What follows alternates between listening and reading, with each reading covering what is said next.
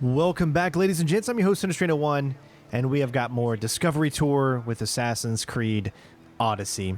So, as I said, we're going to be putting out many videos. We're going to be covering all of the tours so you guys can get a little bit of glimpse of the history of the era that we're currently in Assassin's Creed Odyssey, which is the Greek history. So, with that being said, we're going to be playing today as Alexios. So, we're going to start up a new tour. This time I thought we would do a Battle and Wars tour, and I would love to do the most famous of them all during this time period, which is, of course, the Battle of Thermopylae.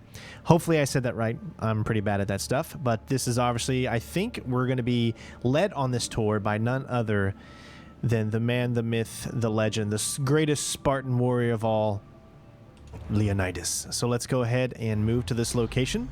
It's going to take us there. I love the fact that you can easily get from one tour to the other. You don't have to do it yourself. The game will fast travel you into that area, and then you can begin. Hopefully you guys enjoy. Again, thanks to Ubisoft for, making something like this, as I am a huge history fan, and I love the fact that you can relive a little bit of history. Now, I know a lot of people say, well, history is just what somebody says it is. It doesn't matter 100% if everything that you see here or the history that gets shown is 100% correct. That's not what the history about. What history to me is about the things that people had to go through in this certain time period, how life was different. And either way that you slice it, life was different, life was harder back then. And we get to kind of see how that was. We can never truly understand what it was like to be in this time period. And games like these give us a chance to figure it out somewhat. And to me, that is okay. And I am glad the fact and happy that I get to live in these moments, even if some of it might not always be true or whatnot. History is what you make of it. So hopefully, that message spread across good to you guys. And because I saw some comments on the previous video. So with that being said, enjoy the history lesson. It's go time.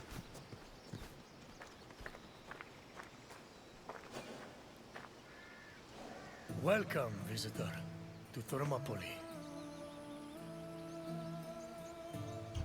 My name is Leonidas. I am a king of Sparta. But do not think me some idle aristocrat softened by luxury.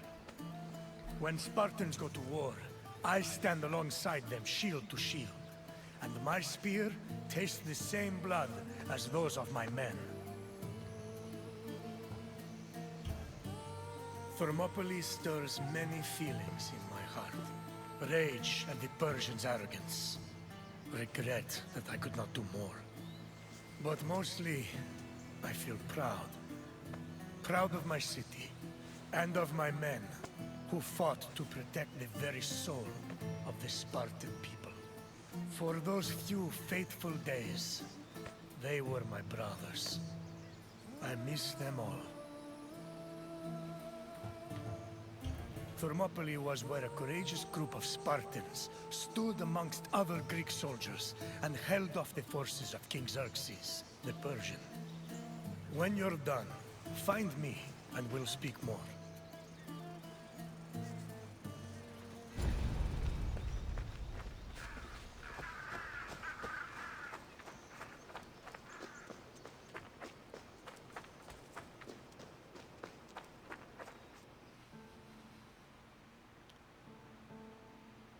The Persian king Darius's cries of rage echoed for years after his humiliating defeat at Marathon.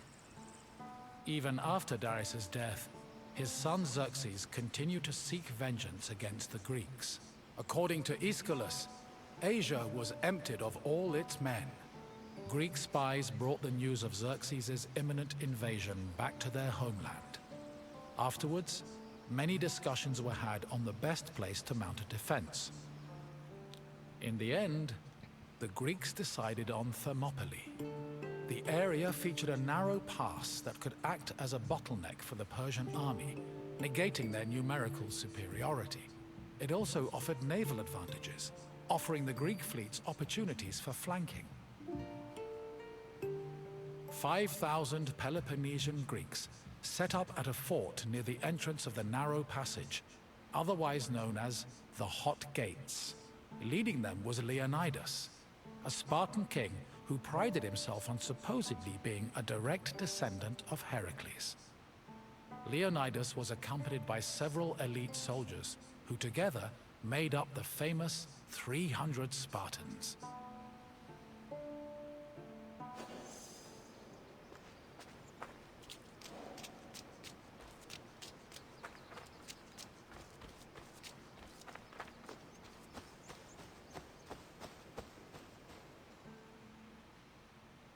The Persian army arrived in the summer of 480 BCE, preceded by a flood of rumors regarding their strength and numbers. It was claimed they consumed 6,000 tons of wheat every day, and that they dried every river and brook they passed to quench their near insatiable thirst. During their march to Thermopylae, the Persians faced no opposition, and in fact, increased their numbers further by recruiting more soldiers from other Greek cities and places like Thrace. According to Herodotus, the last count of the Persian fleet was numbered at 1,207 boats, mounted by approximately 240,000 men. He estimates the land army, meanwhile, was made up of more than 1 million men. The Greek forces at Thermopylae were heavily outnumbered.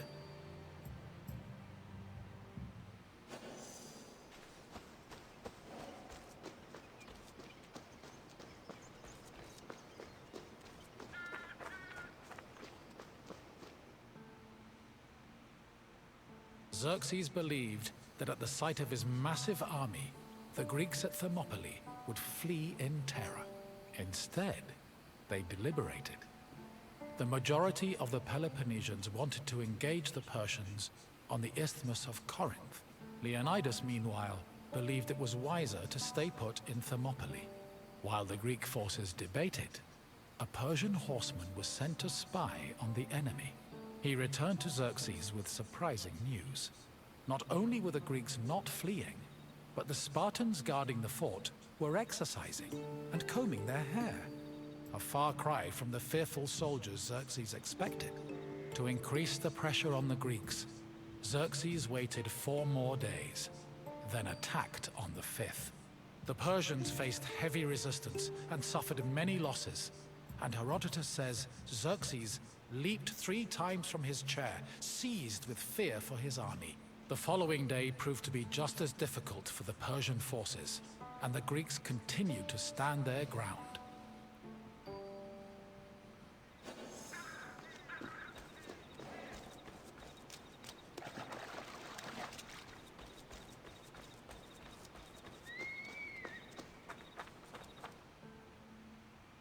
The Persians seemed poised to be held at Thermopylae indefinitely, until an inhabitant from the region came forward with information.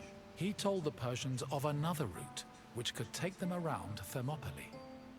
A Persian contingent was sent to verify the information. While there were Greek soldiers stationed to guard the route, they were forced to flee from the Persians.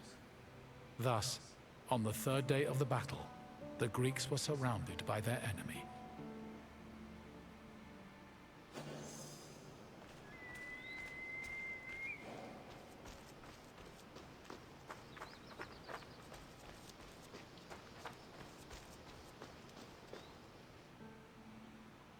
With the Persians both in front of and behind them, the Greek forces at Thermopylae realized they had 2 choices: flee to live another day, or stand and fight till their last breath.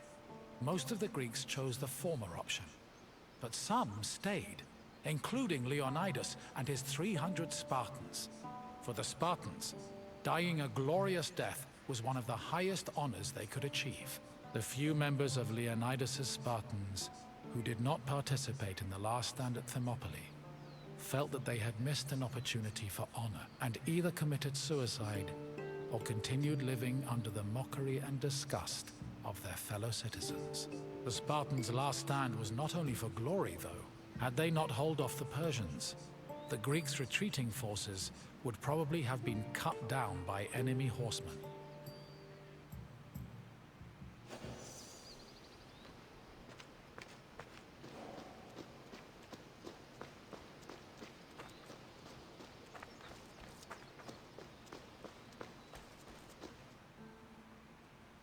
On the morning of the third day, King Xerxes was assured of his victory.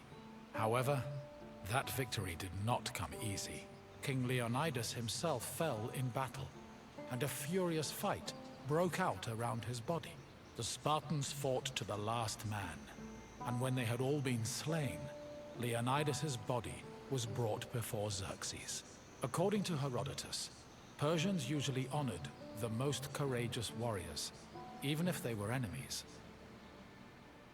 However, Xerxes was so consumed by rage at the Spartans' resistance that instead he cut off Leonidas's head and ordered it impaled on a stake. A statue of a lion was later erected on the hill of the Spartans' last stand in honor of Leonidas's bravery.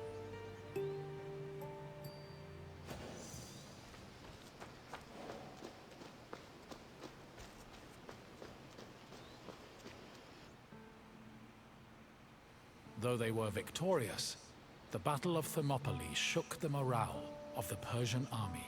They had lost thousands of men, while Greek casualties only numbered in the hundreds, and due to the sacrifice of the Spartans, the rest of the Greek army had been able to successfully retreat and regroup.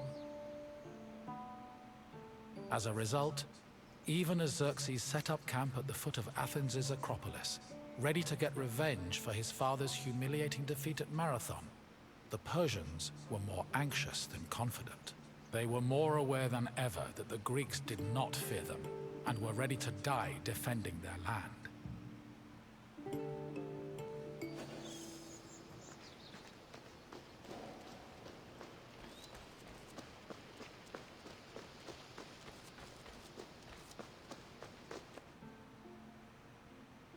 In the end, the Battle of Thermopylae was still a loss for the Greeks.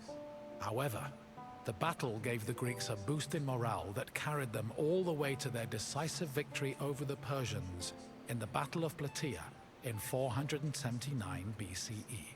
With the war against the Persians finally won, the Greeks were able to honor the sacrifice of Leonidas and his Spartans with memorials and poems, forever solidifying the glory of Sparta's military prowess.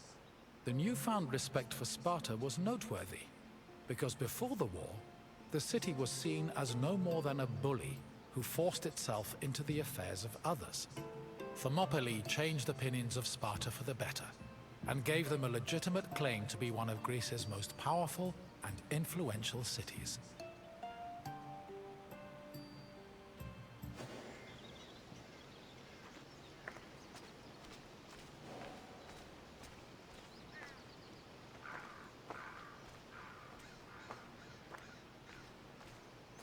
You've finished. I hope you understand the magnitude of the sacrifices made at Thermopylae. Without them, the Greek people would have surely ended as a footnote in Persian history. Is there something else you'd like to do? If you think you're ready, let's begin. First question.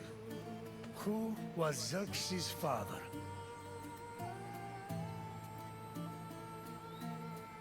Now,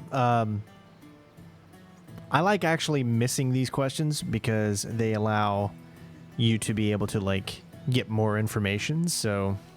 Alcibiades was an Athenian politician. Try a different answer. Artaxerxes was Xerxes' son. Keep trying. Yes.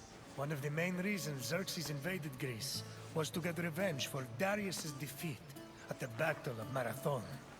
Another question for you. Which battle is seen as the final victory against Xerxes' Persian forces?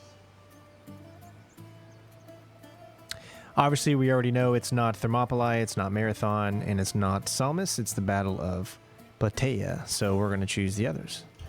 The Battle of Salamis ended with an impressive Greek victory, but it did not send the Persians home. Keep trying. The Battle of Marathon took place long before Xerxes invaded.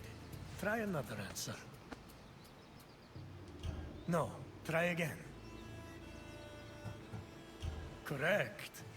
The Battle of Plataea helped put an end to Xerces' invasion. One last question. How many Spartans fought at the Battle of Thermopylae? Of course, we know that it is 300. So we'll choose all the other ones. No, that would not have been enough. Keep trying. 30 Spartans against an army of Persians makes for an exciting story, but also one that is untrue. Try again.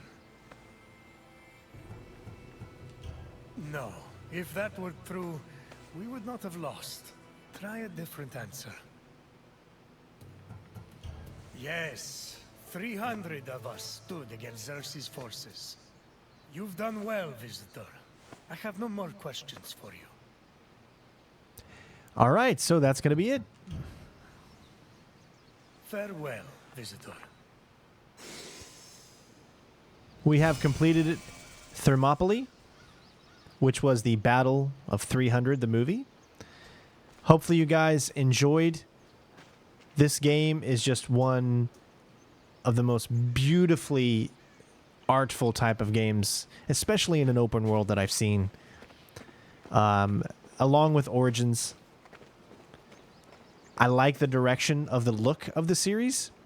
Maybe not so much the RPG elements, but everything else is just so beautiful. To kind of like just feel that you're back during these times is an amazing feeling. So just to think about what actually went on back then, obviously, you know, we only know what the history books tells us. But with that being said, you know, you make history, you believe what you want to believe, right? Make the history that you want. Enjoy it. As I always say, learn from the mistakes of the past so that we can build a better future. So with that being said, hopefully you guys enjoyed the video, and we will have more Discovery Tour coming up very soon. Have a great day. Be safe, and we'll see you next time. Peace out.